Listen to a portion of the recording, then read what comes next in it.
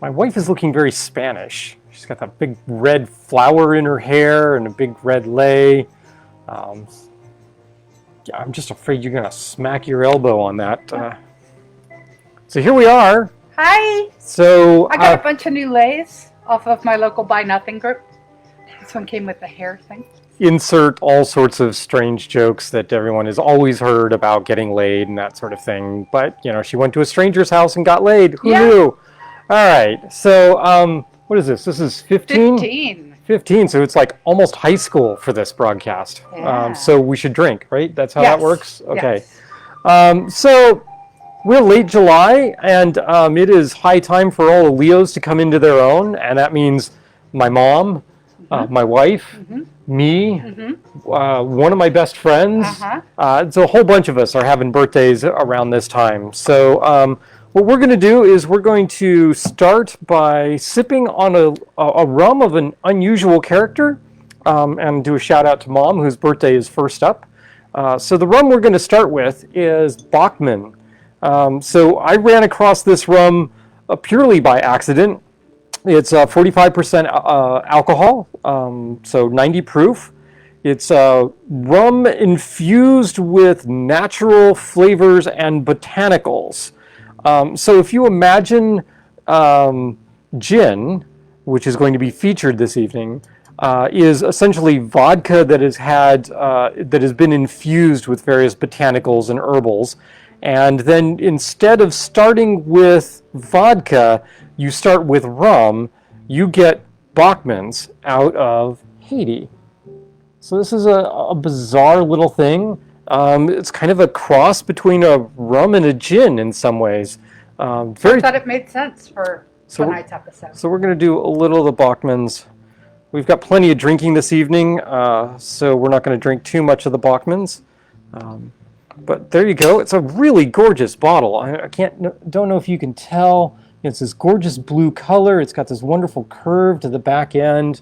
Little leather strap, because why not? A little leather in the life isn't all that bad. All right, so here's a glass of Bachmann's. And the glasses are brought to you by our favorite DC distillery, Cotton and Reed, which of course you cannot read.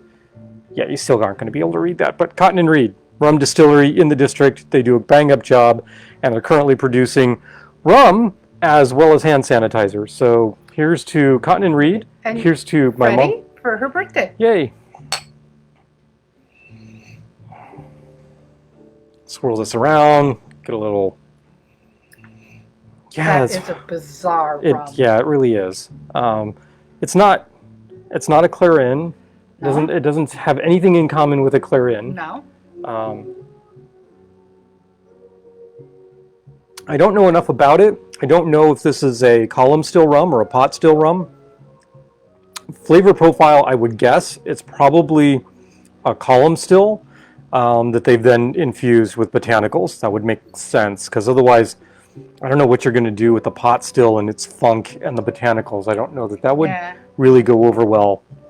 But it's a bizarre color too. So most rums are either brown, obviously, or they're like crystal clear. Occasionally you'll get some that are kind of a hay or straw color. This has a distinct yellowish green tint to it. So, I mean, clearly you're getting botanicals in this guy. So, so there you go. And, well, the other thing about the rum is it's spelled R-H-U-M, which makes me think that it's a rum agricole as well, which means that it is distilled not from molasses, like 95% of the rum on the planet, but actually distilled from sugarcane juice, which would, again, give it a different feel and a different flavor. Because sometimes you just have to see what people are doing with rum to appreciate all the different things that they can do with it. All right, so what are we going to do this evening? So this evening we're going to do a trio of drinks, and that trio all feature gin prominently. I know, gin, right? What, gin? Tiki drinks are rum, right? Well, not necessarily. Tiki drinks are generally complex. They are generally characterized by having a really nice balance between sweet and sour, and some fruity components. If they're overly sweet, then they're harkening back to the 70s and 80s and probably less of a true tiki drink in its qualities. But it doesn't mean that you can only use rum in your tiki drinks. And so there are a number of classic tiki drinks that feature gin or various other whiskeys and that sort of thing. It just happens to be that when tiki was really first starting, rum was really, really cheap in the United States, and so a lot of the drinks got made with rum. But we're not going to be using, well, we are going to be using rum, because two of the drinks include rum and gin. I know, bizarre stuff. But the first drink, the first one, the classic drink, if you want to go to a tiki bar and you say, I don't want to be drinking rum and I want to test the bartender and make sure that they do good cocktails, this is my recommendation, is the Saturn. The Saturn is also one of Star's absolute favorite drinks. So it makes sense for us to start with this. And that way she'll have something to sip on for the first 5 or 10 minutes after I get it finished. Okay, Saturn is actually a relatively simple drink. As befitting most gin drinks, the sour component of this is actually going to be lemon as opposed to lime. Again, a departure from your usual tiki drinks. Orgeat. Orgeat is the next major component, and I happen to have some orgeat here. Orgeat, as you may or may not remember, orgeat is essentially an almond syrup or an almond milk syrup, usually given a little rose water or orange blossom water to round out the flavors. You can buy orgeat or you can make your own. I make my own. It's a pain, so Kristen, buy some and make use of it. Works. Passion fruit syrup. So here is some passion fruit syrup that I have. And this is just a syrup made with passion fruit juice and water. What I've done here actually is I've taken some passion fruit concentrate and some simple syrup and a little Torani passion fruit syrup and mixed them all together to get something that approximates a true passion fruit syrup. Tart, bright, vibrant flavor from the passion fruit, which will be a nice counter to the orgeat. Then there's Falernum. So Falernum is a liqueur. It is it's a rum-based liqueur with traditional citrus and sort of Jamaican or Caribbean spices added to it, like clove and that sort of thing. I've got a couple of different Falernums. Tonight we're going to be using John D. Taylor's Velvet Falernum. This is actually produced by Foursquare Distillers in Barbados. Foursquare, love Foursquare. They're awesome at what they do, and one of the things they happen to do is produce Velvet Falernum. You can buy these bottles. Falernum is actually readily available for the most part, and a 750 milliliter bottle is going to last you a long time. So buy yourself a bottle of John D. Taylor's and you're good. And then the next thing is, of course, gin. And here, almost all of your gin-based tiki drinks call for a London dry gin as opposed to a very botanical gin. And for the Saturn, which has no other alcohol in it besides the gin, I'm going to go with Blue Coat. And for the other drinks, we're going to go with just a little more traditional London dry gin. All right, so what are we going to do with this? Well, we're going to put this all in a blender tin, and my blender tins are here. One blender tin. I'm going to start with my sweet ingredient, which is the orgeat. So the orgeat is a quarter ounce, so not much at all. So one of my favorite tricks with the Saturn is when I'm not really feeling the spiciness of the Falernum, I'd rather have something else, I will just drop the Falernum out and go with orgeat and do a full half ounce of orgeat instead of a quarter ounce of the orgeat and a quarter ounce of the Falernum. But in this case, quarter ounce of the Falernum. All right, so now we're sitting at a full half ounce of our sweet. To that, I'm going to go ahead and add a half ounce of the passion fruit syrup. It's got a nice citrus element to it, which is going to help to clear out my jigger here, or in this case, my mini measuring scoop. That's going to go right in there. And the orgeat is very thick, and so it takes a little bit to get that out. Half ounce of lemon juice. And again, I'm going to go ahead and put the lemon juice in here, and that is going to clear out the last of the orgeat that is residing in my tin here. So there's half ounce lemon juice. Swirl that around, make sure you pick up the last little bits of the orgeat. It's just too good to miss. All right, so there's our lemon juice. Next up, 1 1/4 ounces of gin. And here again, we're going to go with Blue Coat. I pulled this bottle a few minutes ago from the freezer. Ooh, look, we've got light underneath it. Ooh, pretty blue bottle, like the Bachmans. We're going to go 1 1/4 ounces.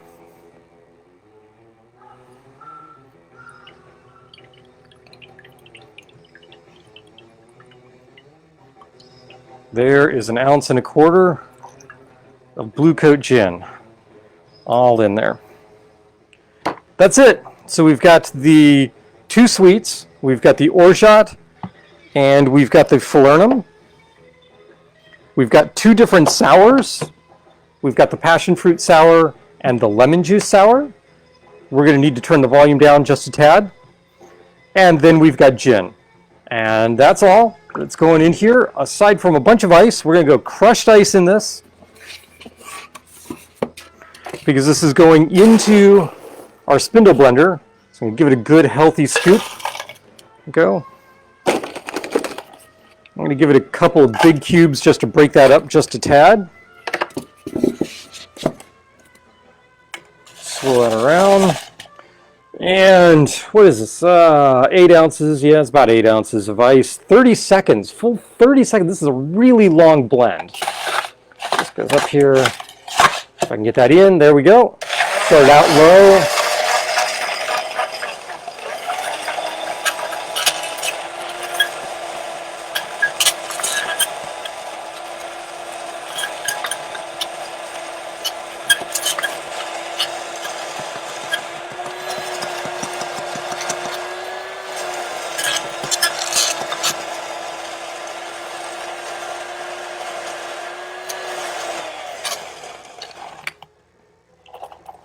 I'm looking for slushy, so I want to give this a few more seconds.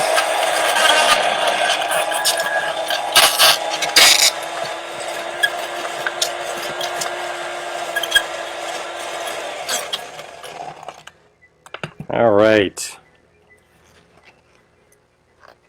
And then the Saturn is going to go in a tall glass, and we just got some new glassware in.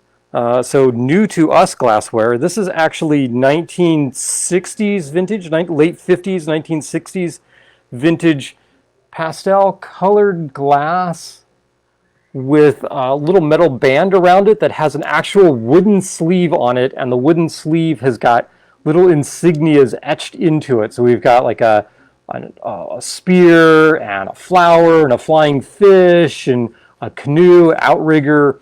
So it's really cool, and these guys are in really good shape for being, wow, 50 plus years old. So kind of amazing that these guys are in as good a shape as they are. All right, so this just gets poured straight in. I'm going to take out the larger cubes though. So boom, one large cube goes away, other large cube goes away. The rest of this goes in the glass. There we go. And it is odd that the Saturn does not have a kind of canonical garnish for it. You would think that it would, with a name like Saturn. It would be something, you know, impressive and awesome. But I've not found anything that indicates, oh, here is the classic garnish for it. We're not quite up to the water line on here, or the wash line on there, so I'm going to add a little crushed ice. So what we're going to do here is add a little mint, because why not? I mean, mint is always great, right?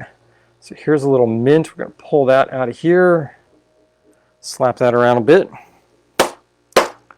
That just releases some of the oils, breaks up the outer realm of the outer skin of the leaves, and so you get a nice aromatic mint. And then we are going to add a skewer. Look at this skewer, dun dun dun. And the skewer has got like 3 little rings on it with little cherries in between. So a really cute little garnish here. Dizzy Diva. And that is a Dizzy Diva skewer. All right. So here we go. This is your Saturn. I'm going to dump a straw in that. And Star is then going to take a sip.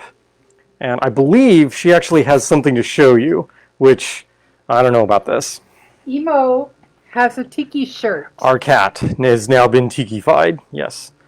And he hates it, but it's really cute. And it stays on, unlike a lot of other costumes that just come right. It's got a collar. I'll bring him around closer to the camera. I'm sorry, Emo. Yeah, I'm sorry. I have to show you off, Emo. So there we go. There's a Saturn. I'm going to take a sip here before Star gets to it. In his tiki shirt. That's really not so.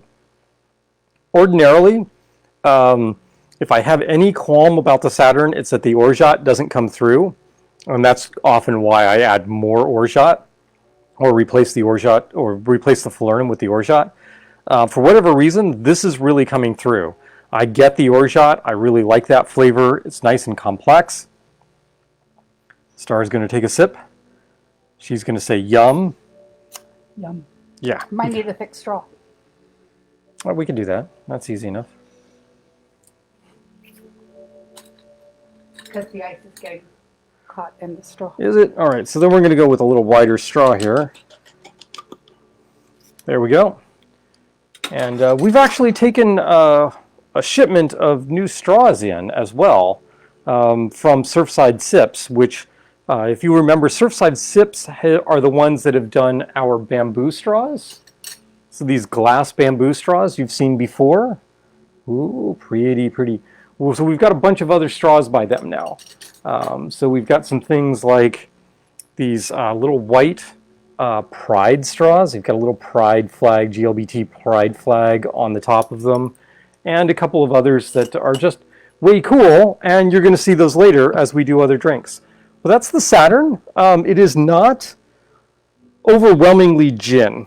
You know, there are some drinks where the gin is just overpowering and all you taste is the juniper. Well, part of that is using Blue Coat, which doesn't have an overwhelming juniper flavor to it.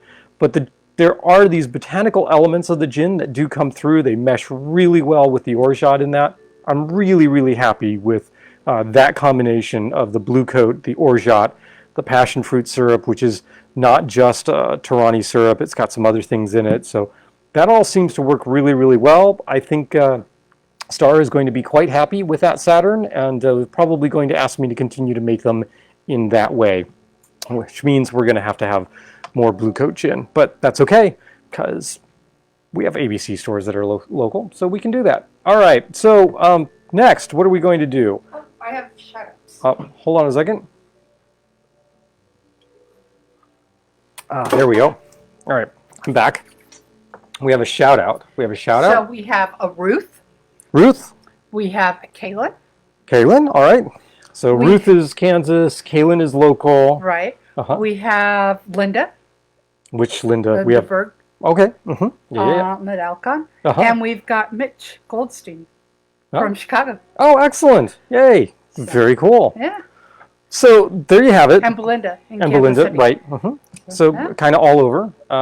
It's a little early for the West Coast crowd to be joining us, but you know, maybe they'll hop on later and catch the video. At least one can hope. All right, so one down. That's the Saturn. Gin-based, entirely gin-based. It's the only spirit in there. Quite a tasty drink. I really like them. Okay, but next up we're going to do that classic drink that is normally served in a great big bowl, but there aren't 4 of us here. And, well, I can only drink part of the drink, and Star can drink part of the drink, so we're not going to do a great big party drink. We're just going to cut this down by about 4, and we're going to do a classic Scorpion, because the classic Scorpion is an awesome tiki drink. You can get them in any tiki bar. They are just one of those magnificent classics. We're going to do Martin Kate's version of it, which is the version that he serves at Smuggler's Cove. So this is dating back to It's his riff on the original Scorpion, which is dated about 1958 or so. So late 50s, early 60s potentially. The Luau Club, or the Luau Restaurant in Beverly Hills, is where the base recipe comes from that Martin has played around with a little bit to make the Scorpion Bowl. Now, when they serve it at Smuggler's Cove, they serve great big bowl. They serve 4 straws, really long straws, and there's usually a flaming thing in the middle, and that's part of the why you want the really long straws. We're going to do a toned down version of that because, well, there's not 4 of us, and there's no reason to have really long straws. So, although, you know, social distancing, if you got 3-foot long straws, one on either end, hey, that's 6 feet, there you go. All right, so maybe it's the perfect drink for social distancing.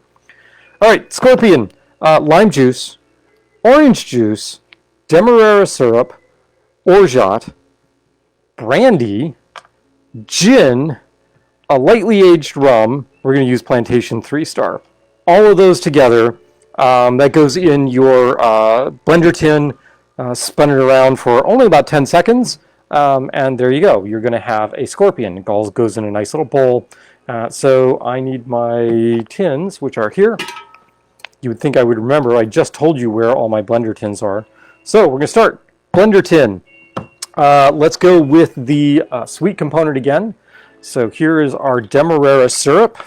So this is just a simple syrup. Actually, it's a 2-to-1 simple syrup, but it is made with Demerara rum.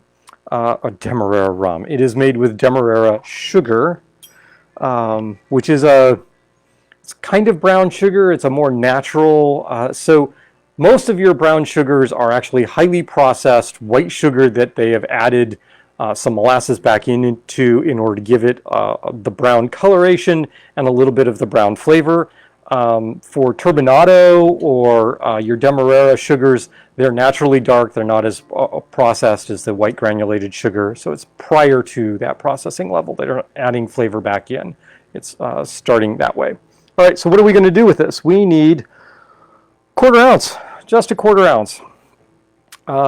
So normally, when I cutting this recipe down, it actually calls for 1 1/4 ounces of Demerara syrup, but that's for 4. So this would normally be a little short because we're missing that 1/4 of a 1/4 ounce, which would be a 1/16 of an ounce. I'm making up for it because my Demerara syrup is really pretty rich and thick, so I don't think we need to go overboard with adding any more sugar to that. Okay, next up, we want to clean this thing out, so we're going to go lime juice and orange juice. Here is my lime juice, 1/2 ounce lime juice. Yeah, this is it is not entirely fresh. It's 24 hours old. The wife was wonderful and squeezed massive amounts of limes yesterday. Not massive in terms of tiki party levels, but enough to where we will have some lime juice. And usually I keep my lime juice for about a week. You know, I know purists are like 24, maybe 48 hours at most. It's just a pain. So, you know, I keep it for a week. Maybe I'll add a little fresh lime juice in there and spark it up. But you're good with that. Orange juice, 1 full ounce of orange juice. 1 full ounce orange juice. And again, that nicely cleans out our jigger from the Demerara syrup that was nice and stuck on there. So 1/2 ounce of, we got the 1/2 ounce of, no, there's orgeat in this, and I didn't add the orgeat yet. I should have done that before adding the sours, but oh well. So we're going to go back here. We're going to do 1/2 ounce of orgeat.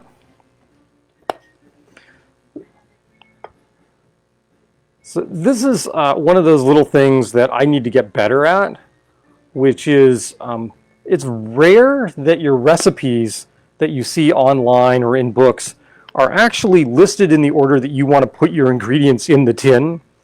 And so when I'm writing out a recipe here to keep track of while I'm talking with you or while I'm rolling drinks around for a party, it would be better if I put those ingredients in the list in the way that they're going to go into the tin. That would make a lot of sense. I didn't do that in this case. So I'm having to read through the ingredients and go, what should be next? and I'm just hoping I don't miss anything. So it sometimes happens. All right, so the orgeat, please come out of there. All right, so let me get this straight. We got the lime juice, got the orange juice, Demerara syrup, orgeat, half-ounce brandy. All right, brandy, usually I'd use Christian Brothers because that's just what I have on hand. But I was gifted with about a third of a bottle of Distiller's Reserve Virginia brandy from Catoctin Creek. We like Catoctin Creek. They're quite good. I've not had this brandy before, though, so we're going to toss it in here and we're going to see what it's like. So, brandy, half-ounce.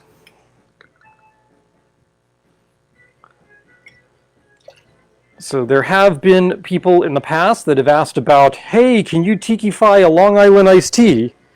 Well, we're going to go brandy, gin, and rum in this, so we're not too far off. All right, let's see. Brandy, gin, full ounce. I'm going to go with just Gordon's here because just Gordon's. Gordon's is perfectly fine, especially for mixed drinks. Because I'm mixing multiple spirits here, I don't want to use something like Monkey Shoulder or Blue Coat or anything else that's got some really unique characteristics to the gin, because I think they're going to get lost with the other spirits. So, I mean, just a simple London dry gin. You're going to get the juniper coming through. We need 1 ounce of that. 1 ounce, 1 ounce, 1 ounce London dry gin. All right, but we are not done. No, there's still more alcohol that needs to go in this. And that alcohol is a blended. So that means column still, in my book, that means blended is mix of column still and pot still rums brought together. So a blended lightly aged rum. We want this to not add too much color. So we're going to go with our traditional plantation 3 stars. Blended rum, clear, sounds good to me. Full ounce of this.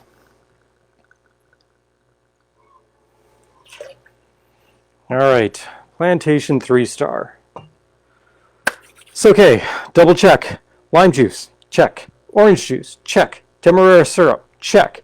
Orgeat, got it. Brandy, got it. Gin, got it. Lightly aged rum, got it. All right, ice, blender tin, 10 seconds. Here we go. Ice, maybe a little more of that crushed ice. A couple of big cubes in there to help the agitation. 10 seconds. Here we go. 3,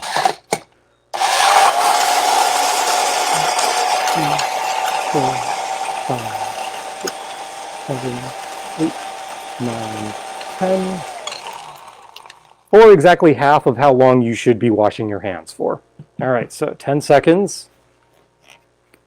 And then for the Scorpion, this just goes straight into your glass. Now again, normally the Scorpion is made as a party drink, and there's 4 times as much liquid in here. And they actually, what they do for Smuggler's Cove is they don't go straight to the blender. They actually use 2 mixing tins, and they throw it back and forth between the 2 mixing tins, and then they add ice to the 2 tins. They blend both of the tins separately, and then they combine those drinks into a great big party bowl. We're only making 1 cocktail, so I'm not doing that. And here we go. We're going to go this little bowl guy here. He's kind of cute, right? It looks like a little bowl, right? So this just goes straight in. I'm going to, once again, pull the large cube out. This goes there. All right. That goes there. Yes, the wife has pulled the party bowl. So here's your party bowl. Note it's got like a little volcano action here, so you can drop something in there and light it on on fire. You got the volcano and the long straws coming out, which would be very, very cool. We're not going to do that. What we are going to do, though, is we are going to take this little cap of a lemon, and I've got 2 little antennae coming off of that. We're going to plant that in there, just like that. We're going to add a little mint, because why not, right? Actually, there's a really good reason why not to add mint to this drink, which you'll see in a moment, because like the traditional Scorpion, I'm going to set this puppy on fire. Yep. So what's sitting here inside the lemon cap are a pair of sugar cubes. And those sugar cubes have been coated in, believe it or not, lemon extract, because lemon extract burns really, really nicely. And as soon as I find my torch, waha, one torch, turn this on, light that up, or not. Oh, my lemon extract evaporated. Oh no, no flames for us. Wait a second, I can do this. Look, it's lemon extract, right? It's cheap. Okay, it's not actually cheap. It's really expensive for the amount that you get. But I can just do this. I can just coat that with a little more lemon extract. There we go. Now let's try this guy. There! Flames! There's flames! Flaming drink! Yay! Woo! Woohoo! Let there be flames! Woof, woof, woof.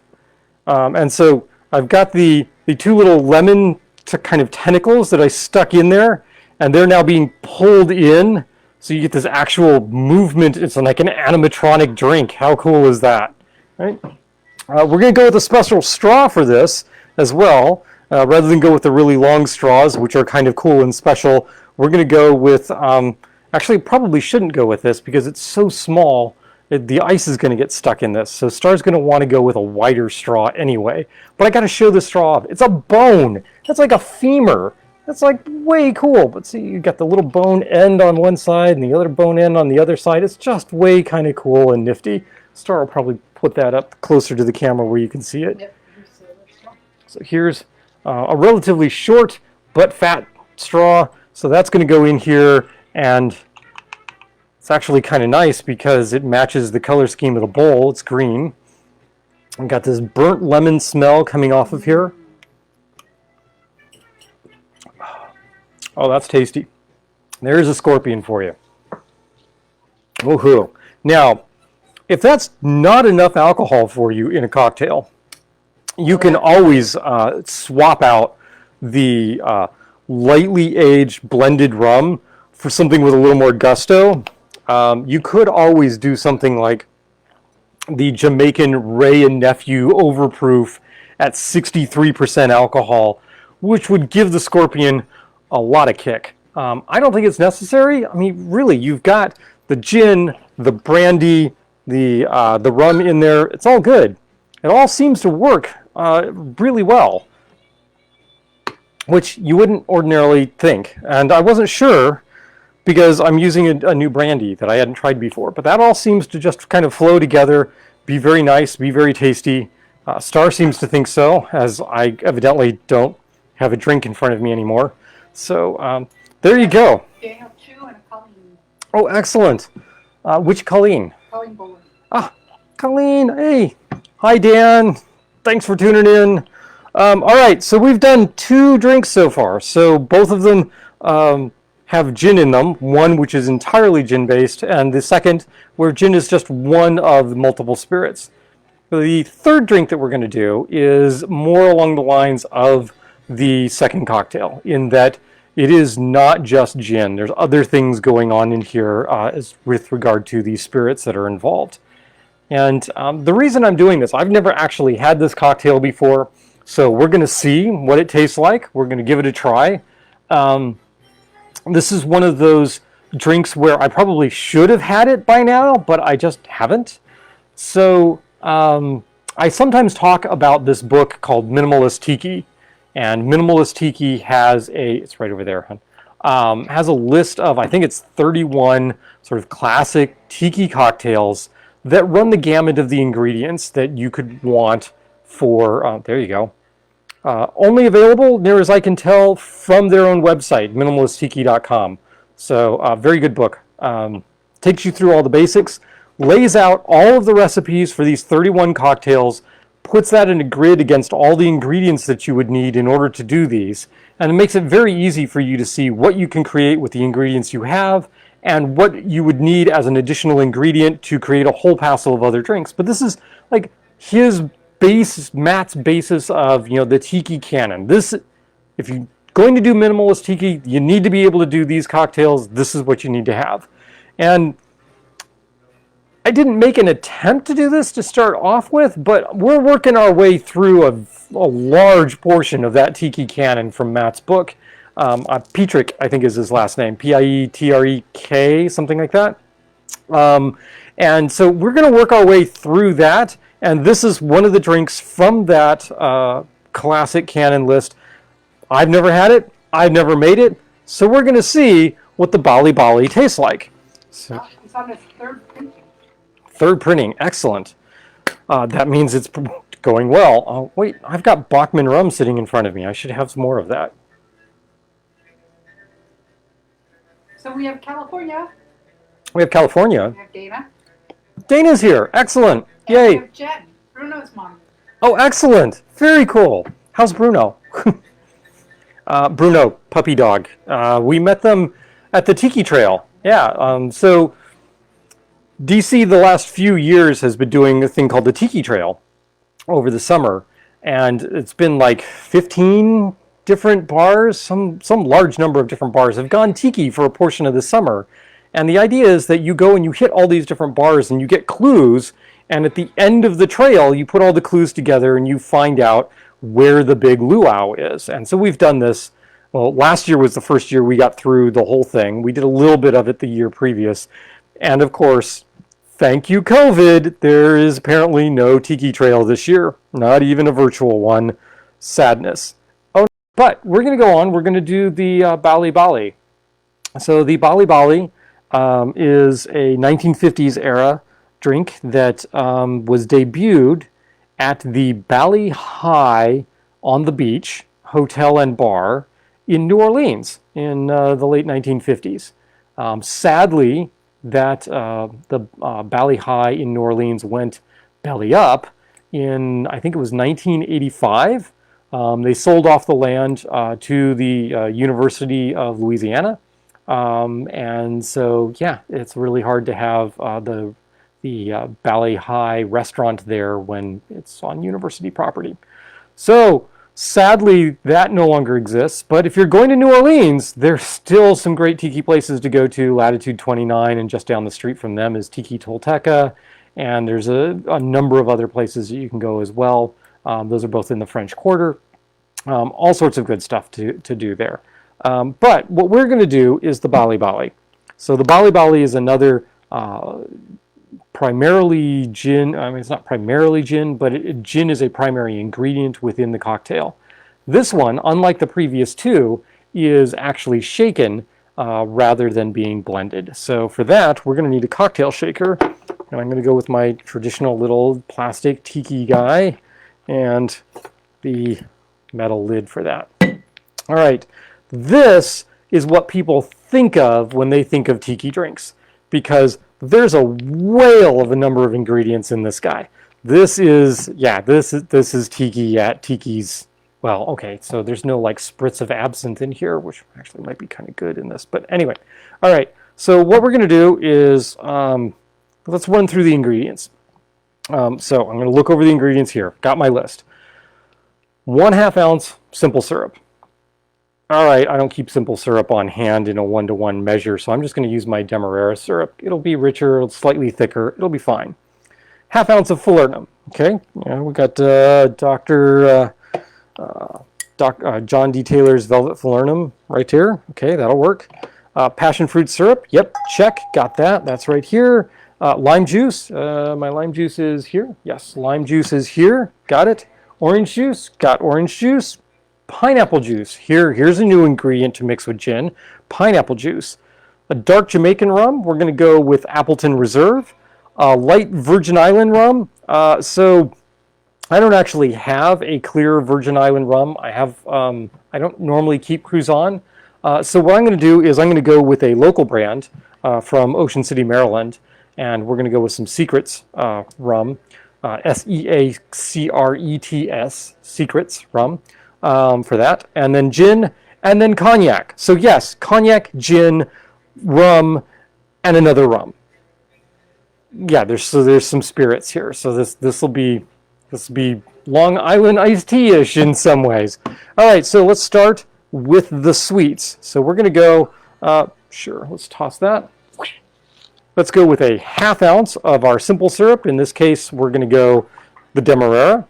What is the name of the cocktail? What is the name of the cocktail? Cut off. Oh, the name of the cocktail got cut off. This is called the Bali Bali. B-A-L-I, B-A-L-I. All right, so ½ ounce. Here's our syrup. ½ ounce of Falernum.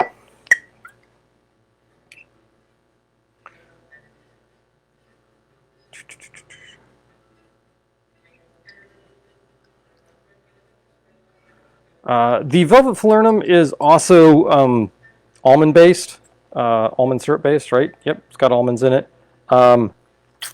So it is, in some ways, kind of similar to orgeat, which is why you can get away with just going with orgeat straight in the Saturn, as I sometimes do. But it is a different, spicier, and thinner consistency than orgeat. So it makes sense here to use the Falernum. You could, in this drink, swap out the Falernum for the orgeat. I'm sure it would give it a little more almond character and a little less spice to it. But hey, first time making this drink, first time tasting this drink, so we're going to go by the rules. Okay, ½ ounce passion fruit, ½ ounce passion fruit syrup.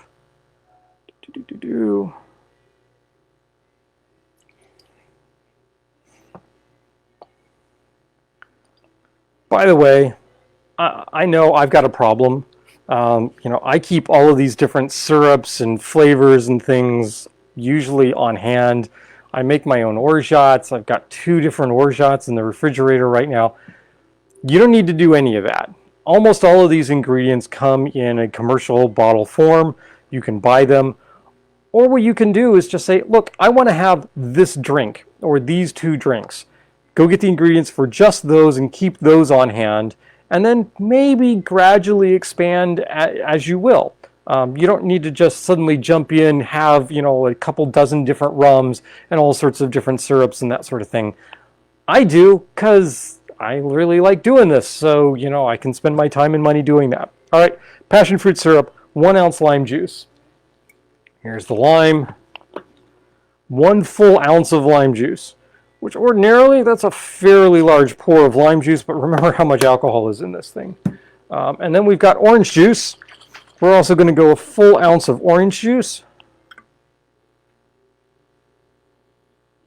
I'm really bummed. I thought we were doing just fine. We had a nice crowd, and then all of a sudden, we lost it. We need pineapple juice. Again, a full ounce of pineapple juice. So this is 3 ounces of juices in here. Only 1 is a true sour. The passion fruit juice is pretty sour as well, but it is also sweet because you're making a syrup out of it. So that's the pineapple. We need the rums now. So we're going to go with a dark Jamaican rum. This is the Appleton Estate. Woohoo! Appleton Estate. What am I looking at this list for? It's all 1 ounce of these guys. So a full ounce of the Appleton. All right, there we go. And then the secrets. All right, so we picked this up from Perfect Pour in Maryland, and Star is going to be good, and she will look up what the address is for Perfect Pour. They have a really, really nice selection of alcohol at Perfect Pour, and if you happen to be up that way in Maryland, I recommend them. They especially seem to be good about carrying local distilleries, and so this is where we picked this bottle up, which is Secrets. Oak Ridge. Secrets. And this is Secrets Distilling Company. Their white rum says full-flavored Caribbean sugarcane rum from Ocean City, Maryland. The taste worth fighting for. Yeah, I'm not so sure about the taste worth fighting for, but, support a local business. Full ounce.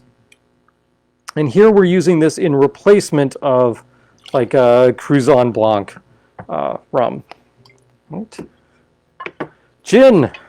Again, we're going to, because we're mixing a whole bunch of different alcohols here, any of these subtleties of your gin are going to be lost. So go with something like the Gordon's, where you're not too worried about missing the subtle points of whatever they're infusing in this. So full ounce gin.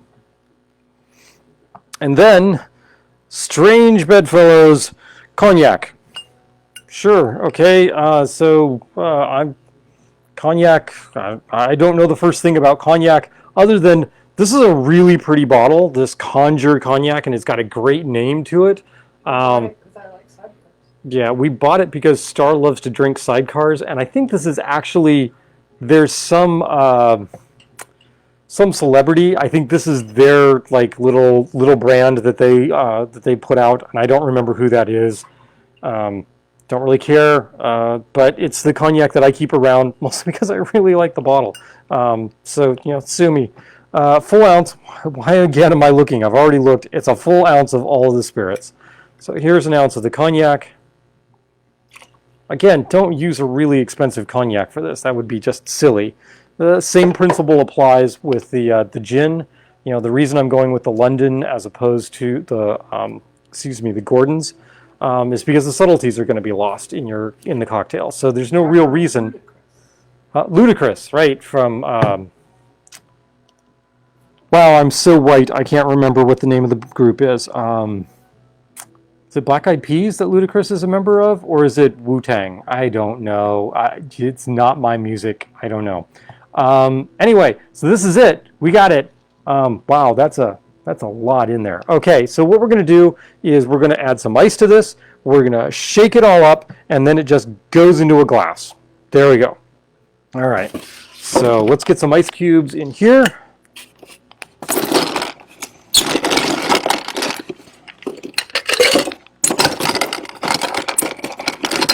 Squeak, squeak, squeak. Grab a few more here. There we go. All right. We got ice. We got cocktail. We're ready to go. So this goes here. Pour that in. Lock that down. And then shake this guy.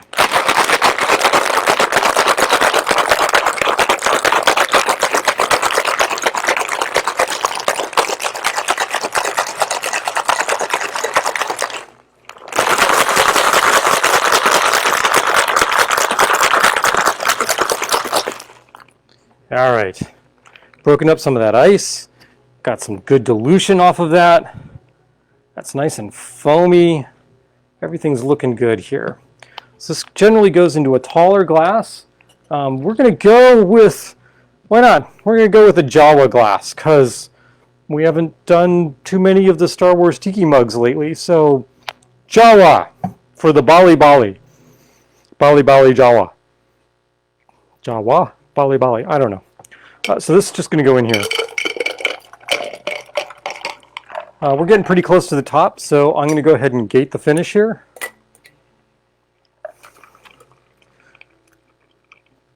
Ta-da. There we go, right up there to the top. It is a Star Wars mug. So how about a Star Wars straw? Yes, indeed. Thank you very much, Surfside Sips. This is a lightsaber straw. Just stick that guy right in there. There you go. Add some mint to this. Let's go with the other plant. A little bigger leaves here. Whap that guy. In he goes. I'm going to garnish that with a little moons over Endor here. How's that? Isn't that cute? There you go. There's the Bali Bali. I've never had it. I've never tasted it. Looks like it's got all the right stuff in it. And literally like all of the right stuff. So here we go. We're going to give this a try. 1, 2, 3. Yeehaw.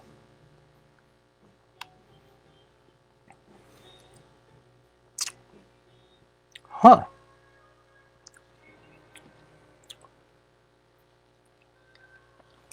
That's not going to be my favorite. I like it. Mm-hmm. I drink it, but it doesn't have the... It's not very balanced. I mean, you can pick out individual pineapple and the brandy. Yeah, it is interesting in that, yes, as you... the flavors run through your mouth. So you take a drink, you're like, oh, I'm tasting this, and then I'm tasting this, and then I'm tasting this, and then I'm tasting this.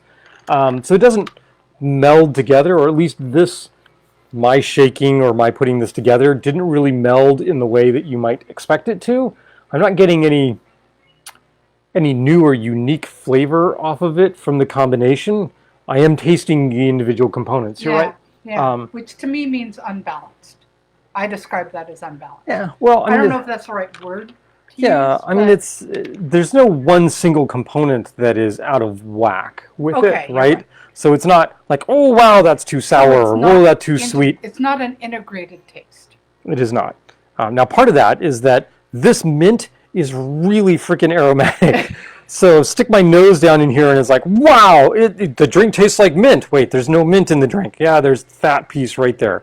So I'm actually going to do this. We're going to go up to top.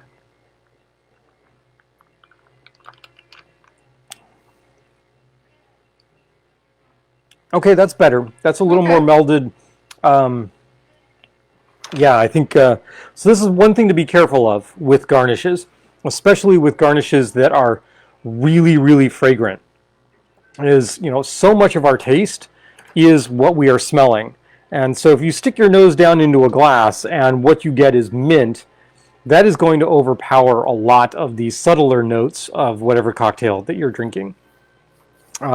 Which in this case, I think does a disservice to the Bali Bali. Maybe yank the mint out of there and be okay with that instead. There is a classic garnish for this drink, the way it was served at the Bali High. It was served in a tall glass, so tall, narrow glass, like a highball or a tall Tom Collins glass or Collins glass. But they didn't leave it at that. What they did is then they took that glass and they put it in a much larger glass, and that larger glass had dry ice in it. And so this drink got really, really cold, and you had all the foaming action coming off of it. And so really cool, but there's no mint stuck in it, which probably changed the olfactory component. And so maybe I didn't do it, maybe I did it a disservice by doing that. But fortunately, there's still some left in this shaker tin because I no longer have the cocktail in front of me.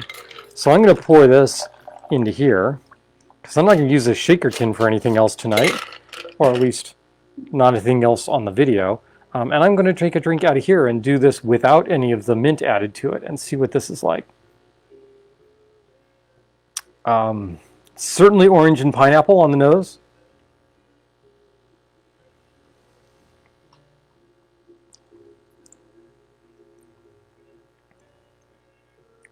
This is much more spirit forward without the mint. You can really taste the gin comes through a lot more. I'm not picking up a lot of the falernum elements to it. I'm not sure that the almond element in there or the clove mix is really adding a whole lot. I might swap this out, like I said, for orgeat. Give it a little heavier mouthfeel, a little more of the almond flavor to it. There's a lot going on here, but Star's right. You get these different, well, okay, so here's the deal. If what you like is to be sitting there and going, oh, what am I tasting now? Oh, what am I tasting now? Oh, what am I tasting now? And those be all different things. This drink would work for you. At that first taste, I'm getting orange and pineapple, and then I start to get the spirits in. I get a little of the cognac up front, a little bit of the gin. The rum's pretty neutral in this, but toward the end, I do pick up a little bit of the falernum notes at the end, and the passion fruit really comes through and leaves. That's what I'm left with, is the passion fruit on the finish of this. So yeah, it's interesting. I mean, there's 1, 2, 3, 4, 5, 6, 7, 8, 9, 10. There's 10 different ingredients in this thing. So there's a lot going on here. But I think there's a lot that gets covered up in the drink as well. So that's the Bali Bali. Again, I don't think this is going to be one of my favorites. There's other things that I would order before I order this. But, I'm a big fan of things like the Jet Pilot and 3 Dots and a Dash, the Nui Nui, the Mai Tai. But as Star points out, it's good to try new things. And we're going to work our way through that full catalog of minimalist tiki and all of the drinks that are in it. And so we're going to have to get to the Bali Bali at some point. And why not do it on some night when we're featuring gin? So this is Quarantiki, end of July. Do you want to tell about the gins we got? Do I want to tell about the gins that we got? Oh, okay. So Should I go pull them? for individuals that happen to be local, particularly local in the sense of being in Virginia, we're an alcohol control state. So we have to buy all our spirits through the ABC stores, alcohol beverage control stores. Fortunately, our ABC stores have been very kind to the general public during this COVID. And about once a month or so, they do a sale on a particular spirit or type of spirit. And as a consequence, you can get some really nice deals, and it's a good time to stock up on things that you might want to have on hand or to extend your inventory. So for us... You have the blue cut out, right? Right. We really, really like the Botanist. So the Botanist is made by Ardbeg, which is a Scotch distiller on the Isle of Islay. This is a really fantastic, good, strong, juniper-y gin. We really like it. We keep a bottle on hand. This is the bottle that we had on hand before we walked into the ABC store. So, you know, it's not even half gone yet. We bought a second bottle just so that we would know we're not going to run out of Botanist. So that's Botanist. Aviation. Aviation is, again, another vanity project for Mr. Ryan Reynolds, who, okay, I'm a Ryan Reynolds fan. So this is... We bought it the first time without knowing it was his. We did. The first time we bought Aviation Gin, we didn't know it was Ryan Reynolds behind it. And it's a perfectly good, solid gin. It's a little less peppery than the Botanist, and I like its clean flavor, and the commercials are hilarious, so continue to buy Aviation. So we bought a bottle of Aviation because we were completely and utterly out of Aviation Gin. Let's see, what else did we buy? We bought the Blue Coat, which I had heard really good things about Blue Coat and knew nothing about it other than it was an American gin. As opposed to, say, a London or someplace else. Blue Coat soldiers, free-thinking revolutionaries who boldly fought for freedom, embracing the spirit, Blue Coat American Dry Gin honors those proud and courageous soldiers. Okay, I don't know anything about the botanicals they use and would have to go look that up. But it's a really pretty bottle, and I got to say, this is a really nice gin. This is a solid, not too heavily juniper-y gin that I'm perfectly happy putting in drinks like the Saturn that are gin forward. Absolutely. We're missing one, right? No. Because we did a tasting of the rums, of the gins that we bought that night, and I'm like, we did 5. What's the 5th? Because there's one here. It turns out that the 5th was one that we actually already had on hand, which is another DC distillery. It's Filibuster, and Filibuster is kind of the ones that got us back into gin. We'd had some not so great experiences, didn't really care for gin. We got some Filibuster, we really liked it. Star's grandmother really loved it in her gin and tonics, and so that kind of got us back into experimenting around and seeing what we liked in terms of different gins. So all of these were like anywhere from 10 to 15% off because it was the sale. And as long as they were having 20% off, and so as long as they were having a sale, we'd been told really, really good things about this particular gin. And 20% off was a really good deal to go ahead and try some. So this is Monkey 47, Schwarzwald gin. This is gin that could be drunk straight. I mean, I don't think any of the rest of them are, particularly maybe the Blue Coat, are like drop an ice cube in it and sip it. The Monkey 47, yeah, I'd do that in a heartbeat. I would drink that straight. That's not a problem. That's really tasty stuff. You pay for it. It's an expensive gin. It's not cheap. You'll note that 750 milliliters, $375. Yeah, so expensive gin, really tasty, really complex. We do. We have swag from them. Actually, the cocktail pick from the Bali Bali, which I have a second one here. which looks like this. Star will show you Little that monkey one. tail. Is a little monkey tail. And we also have these cute little guys, which Star is going to hold up because there's no way you can see this. Wait, look at the little tiny guy. Here, hold that up for them. So this is just a little monkey clip. Yeah, so you can clip on like whatever you want as a garnish or whatever to the side of your glass or straw or We got whatever. that with this drink is bananas from People's Drug. Right. Yeah. So we occasionally order cocktails from places that can't, or at least at one point, weren't able to do seatings. They were just able to give you curbside pickup for cocktails, which is an amazing idea. Just don't drink them on the way home. And we got swag with that because that was kind of cool.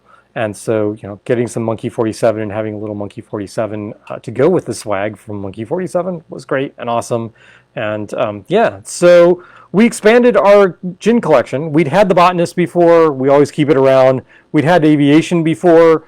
We actually bought a bottle of this for Thanksgiving at a friend's. And we made Negronis with this, like most of the weekend, and gin and tonics, and we killed most of the bottle before we ever left, and we're going to fly back with a partially open bottle of Aviation gin.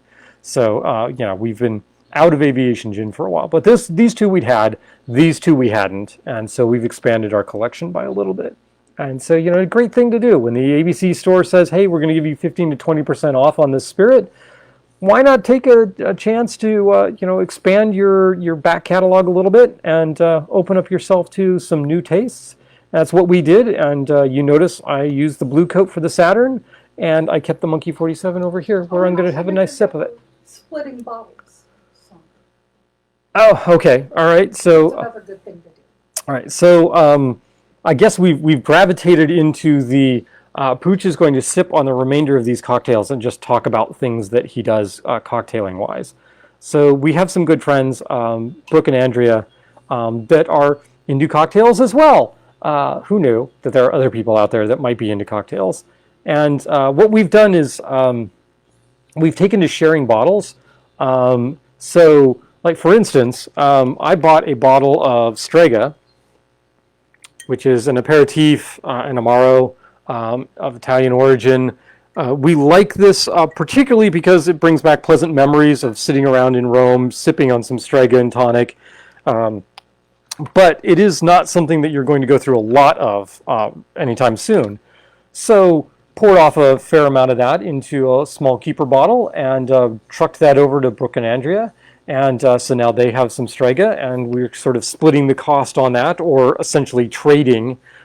So, you know, I was low or out of creme de cassis, so I traded off some Strega for some creme de cassis, and both of our bars are happier, and our pocketbooks aren't nearly as hit as if we were trying to duplicate everything between the two bars. So, two households. We don't actually own bars. That would be a bad thing.